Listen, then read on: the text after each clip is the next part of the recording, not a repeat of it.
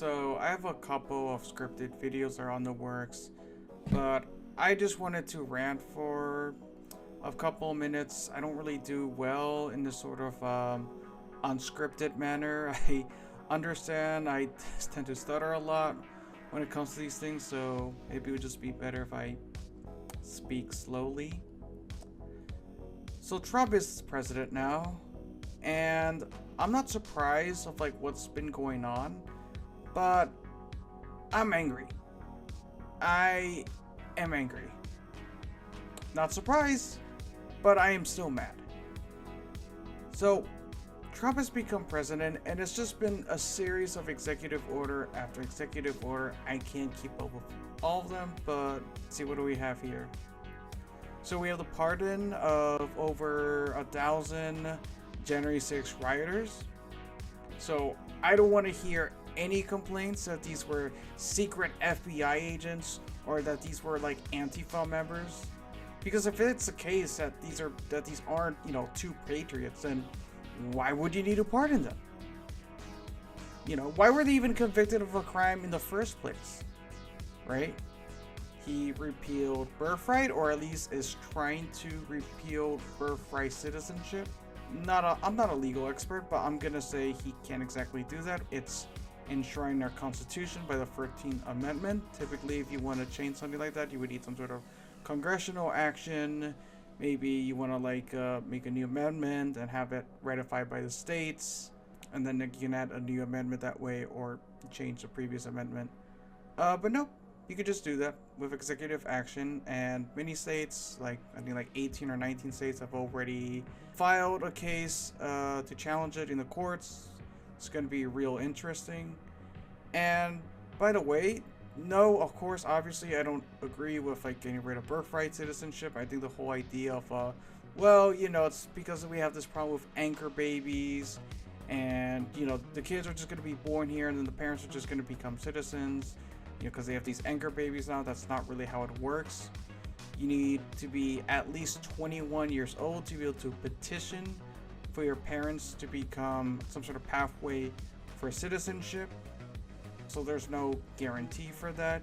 You have to prove to the court that you're able to financially aid your parents in some way, because they wouldn't be eligible for benefits. The process can take many years. There's no guarantee. So the idea that they're just gonna come here and take the benefits is just pretty ludicrous to me. The reason why we even have this amendment in the first place is because certain groups of people, like black people for example, couldn't have citizenship. And of course there's a famous Wang Yu Kim case, I think, where this Chinese born American couldn't have citizenship because his parents are from China, even though they were technically here legally because they were laborers. Changed, so we only recognize two genders, which is whatever. I mean, that's what it is. I don't know how that's going to lower grocery prices. I don't know how that's going to lower the rent for some people, or how it's going to make lives better for anyone else. But let's see, what do we have here?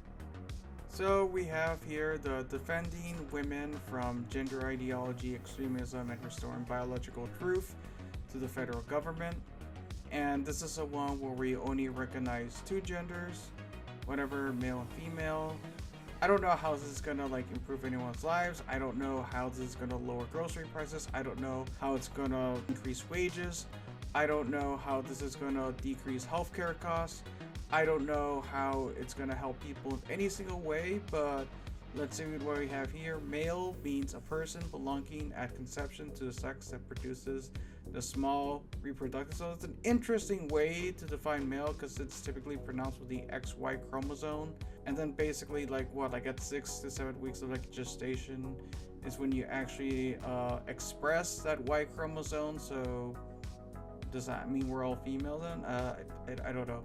But yeah, we got rid of the gender ideology.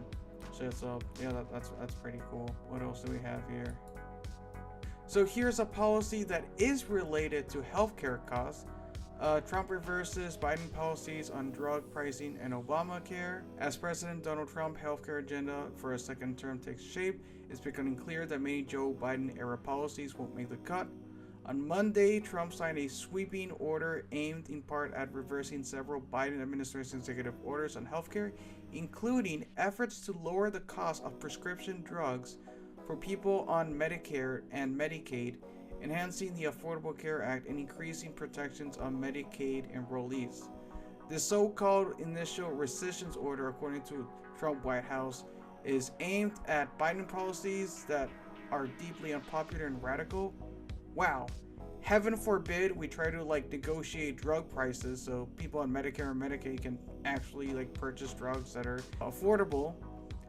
So more specifically, this policy would have had Medicare look at ways to lower drug costs, including whether to impose a $2 monthly out-of-pocket cap on certain generic drugs. Yeah, I mean, no, this is honestly, we're off to a great start, guys. Really great start. Apparently he's gonna slash AI regulations, which is interesting because I thought Elon Musk was actually a huge advocate for more regulation of AI. Tariffs aren't coming just yet. We're gonna have to wait until next month, so we got a couple weeks. You can still have your avocado toast. You can still add tomatoes to your burger. I don't know, beef might be a favorite too, actually, if you think about it. Yeah, no, it's a really great start that we're going on here. I don't know how we got to this point. Again, I apologize for the poor quality of this video. Maybe I might do more of these unscripted videos in the future, but I think I do a much better with a scripted format. That way I don't stutter as much. But yeah, thanks for watching, guys. Make America great again.